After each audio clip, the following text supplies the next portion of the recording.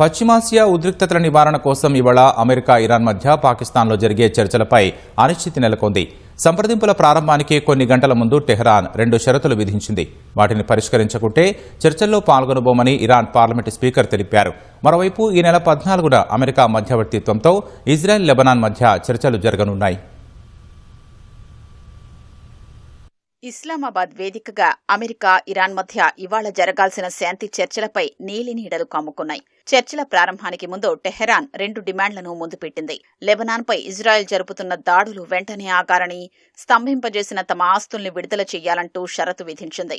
ఆ 2 డిమాండ్లు పరిష్కరిస్తేనే చర్చల్లో పాల్గొంటామని తెగేసి చెప్పింది. ఈ మేరకు Iran parliament speaker Mohammad Bagher social మీడియాలో ఓ పోస్టు పెట్టారు. తాత్కాలిక కాల్పుల విరమణ ఒప్పందంలో లెబనాన్ భాగం కాదని అమెరికా, ఇజ్రాయెల్ చెప్తుండగా ఇరాన్ మాత్రం అదే అంశాన్ని ప్రధానంగా ప్రస్తావిస్తోంది. లెబనాన్పై ఇజ్రాయెల్ దాడుల విషయమై ఇరాన్ వెనక్కి తగ్గకపోవడంతో ఇస్లామాబాద్లో ఇవాళ జరగాల్సిన శాంతి చర్చలపై అనిశ్చితి నెలకొంది. దీంతో అమెరికా అధ్యక్షుడు డొనాల్డ్ ట్రంప్ రంగంలోకి దిగారు.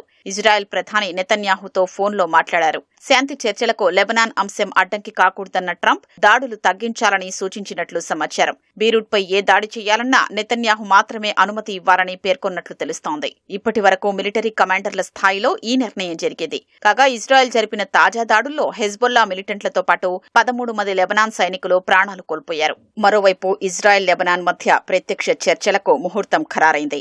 అమెరికా మధ్యవర్తిత్వంతో వచ్చే మంగళవారం వాషింగ్టన్ వేదికగా చర్చలు జరగనున్నాయి. తమ విజ్ఞప్తి మేరకు ప్రత్యక్ష చర్చలకు ఇజ్రాయెల్ అంగీకరించినట్లు లెబనాన్ అధ్యక్షుడు జోసెఫ్ ఔన్ కార్యాలయం ప్రకటించింది. ఒప్పందం లేదా కాల్పుల విరమణ ద్వారా యుద్ధం ముగించాలని లెబనాన్ భావిస్తున్నట్లు పేర్కొంది. ఇప్పటికే ఇరు దేశాల రాయబారులు అమెరికా ప్రతినిధులతో ఎజెండాపై ప్రాథమికంగా చర్చలు జరిపినట్లు తెలుస్తోంది.